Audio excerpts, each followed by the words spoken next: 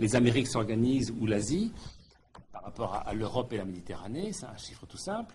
Les États-Unis investissent de l'ordre entre 18 et 20% de leurs idées, de leurs investissements. Et d'où cette nouvelle impulsion donnée au partenariat euro-méditerranéen qu'il avait été lancé donc à Barcelone en 1995.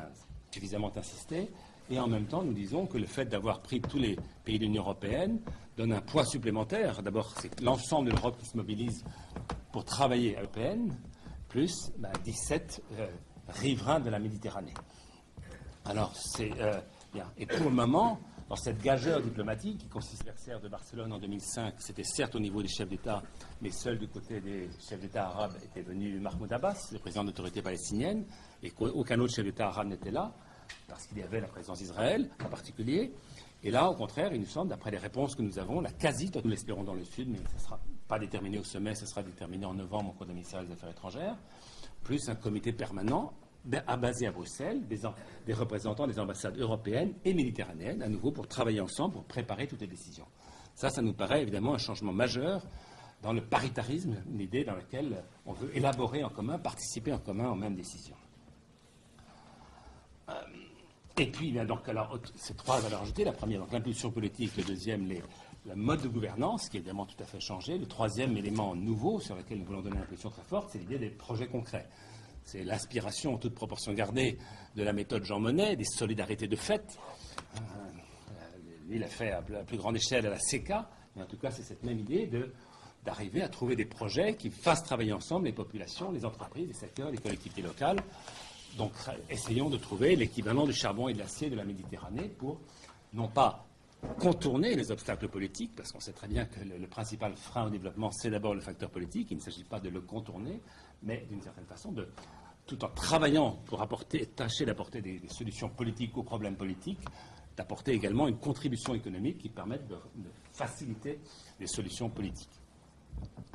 Et donc, nous arrivons maintenant à quelques projets qui sont sur la table et qui seront sur la table du sommet. Alors, je dois vous dire qu'il y en a une quantité énorme. Et d'une certaine façon, la dynamique lancée par cette idée, au départ du président Sarkozy, maintenant européenne et euro-méditerranéenne, me semble-t-il apporter ses fruits. Donc, dynamique politique, la présence des chefs d'État annoncés. Dynamique économique. Vous avez dans 2 jours à Marseille, le 3 et 4 juillet, toute une énorme rencontre de l'entreprise moteur de la Méditerranée, à l'initiative de Mme Parisot, présidente du MEDEF, mais avec tous ses homologues des fédérations patronales de la Méditerranée. Il y aura à nouveau 500 000 entreprises qui seront là pour montrer leur volonté de travailler ensemble, poussées par cette idée qu'il y a maintenant une volonté politique de travailler plus en Méditerranée ensemble. Ça suit la réunion du 3 juin à Marseille, des PME, les PME de la Méditerranée. Il y avait là aussi près de 1000 entreprises qui étaient là, qui montraient leur volonté de travailler ensemble. Donc très forte mobilisation du côté du secteur privé. Forte mobilisation du côté des collectivités locales, tous les centaines de colloques et d'invitations des think tanks, mais également des différentes associations qui, poussées par cette idée, maintenant de façon spontanée, proposent des projets et veulent travailler ensemble. Donc cette dynamique, elle est maintenant lancée, et je crois que c'est aussi un des acquis. Évidemment, c'est à nous maintenant, à nous collectivement, parmi la centaine, les milliers de projets qui sont sur la table, ceux qui seront sans doute sur lesquels il y aura un éclairage plus fort au moment du sommet.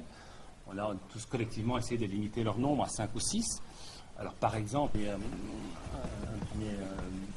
une première phase qui serait de l'ordre de 2 milliards d'euros sur 44 sites à traiter en Méditerranée, sur lesquels nous sommes en train collectivement de trouver le financement. L'Agence française de développement va beaucoup y contribuer, mais beaucoup d'autres acteurs vont y contribuer, la Banque européenne d'investissement, bien sûr.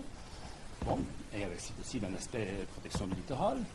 Un deuxième projet très important en matière de l'énergie, qui est une sorte de plan solaire méditerranéen, un renforcement sur des énergies renouvelables, et en particulier un plan solaire méditerranéen, où forcément la rive sud de la Méditerranée a un avantage comparatif, et dans lequel on sait bien que l'énergie solaire est très coûteuse, mais si elle se fait à grande échelle, à vocation régionale sur beaucoup de pays à la fois, forcément, il y aura, on l'espère, il y aura un effet d'échelle qui jouera comme il a joué pour l'énergie éolienne ces dernières années, forcément une réduction une amélioration de la productivité, enfin en tout cas de l'efficacité. Un troisième projet qui nous avait été suggéré par l'Égypte d'autoroute de la mer pour mieux relier Méditerranée orientale et occidentale, et avec des effets sur évidemment les ports, les infrastructures, la façon d'arriver dans les ports, et donc l'infrastructure importante. Autre type de projet.